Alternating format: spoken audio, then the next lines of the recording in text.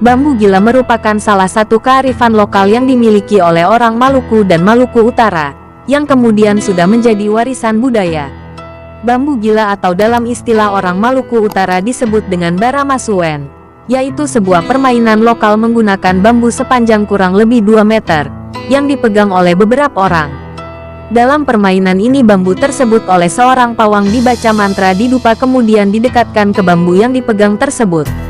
Dan orang-orang yang memegang bambu itu akan merasa digerakkan oleh bambu tersebut. Mereka kemudian sebisa mungkin menahan gerakan bambu yang bergerak itu. Baramasuwen dipercaya oleh masyarakat lokal Maluku Utara ada sebuah permainan yang mengandung unsur mistik. Karena diyakini bahwa seorang pawang yang membaca mantra sebagai panggilan kepada jin untuk masuk ke dalam bambu sehingga membuat bambu tersebut bergerak.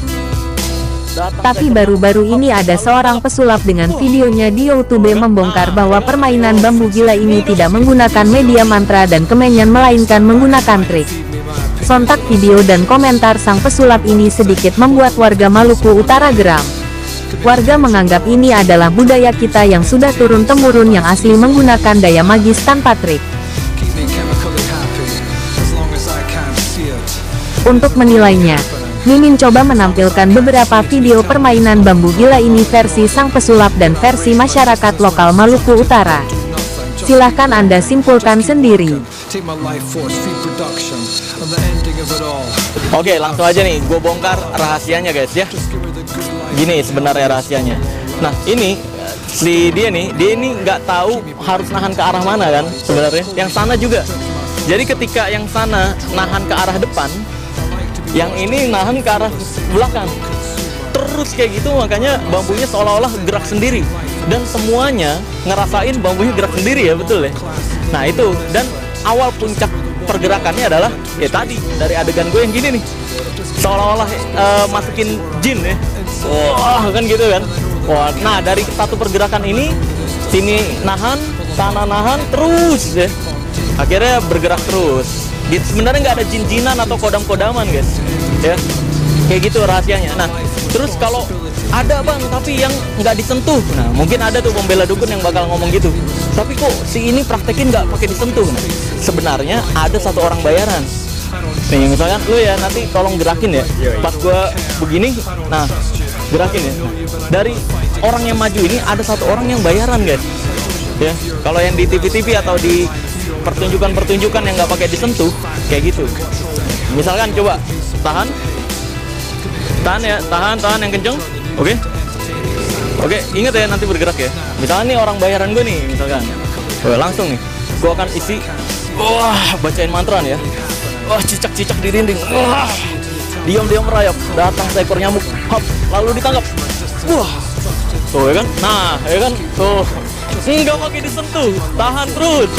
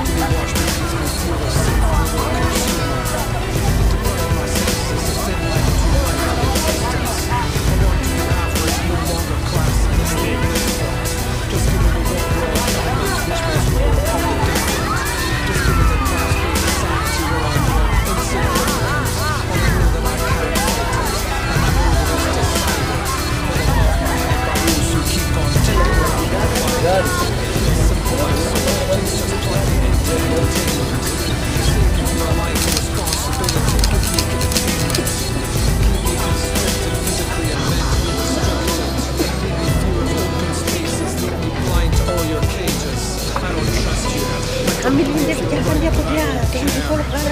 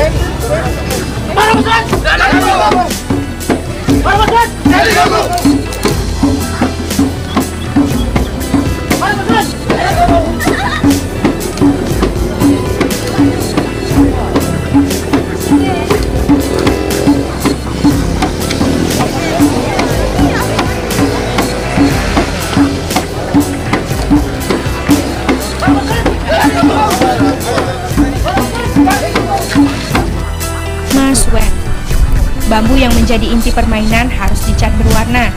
Ini masih ditambah ikatan benang merah di ujung bambu untuk menambah kekuatan mistiknya. Sebelum permainan dimulai, bambu tidak boleh menyentuh tanah. Karena kalau sampai menyentuh tanah, dipercaya roh yang akan dipanggil tidak akan masuk ke dalam bambu. Itulah sebabnya harus ada seorang pemain yang memegangi bambu.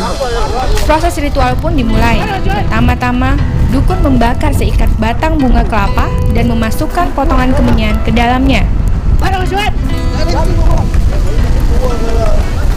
Jika api terlalu besar, harus segera dipadamkan, karena kita hanya butuh bara api.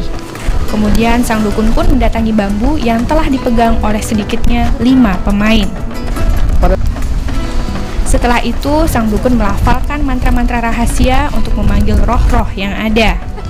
Sesaat setelah itu, ia mengusap-ngusap kedua ujung bambu. Tiba-tiba, bambu pun mulai bergerak dengan sendirinya. Bambu bergerak liar mengikuti bunga api. Karenanya, pemegang bunga api harus giat memancing bambu. Meski demikian, ia tak boleh terlalu dekat. Sebabnya, jika bambu mendekati api, kekuatannya akan bertambah besar, sehingga para pemain tak sanggup lagi menahan gerakan bambu.